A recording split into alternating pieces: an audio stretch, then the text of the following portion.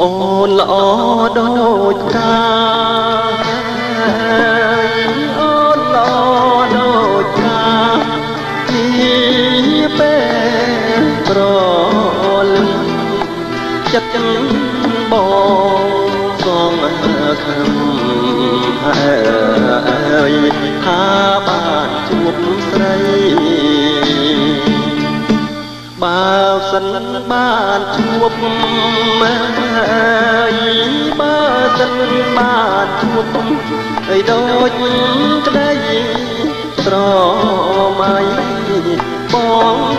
នឹងណាក់នំបីឲ្យស្បើយទុំ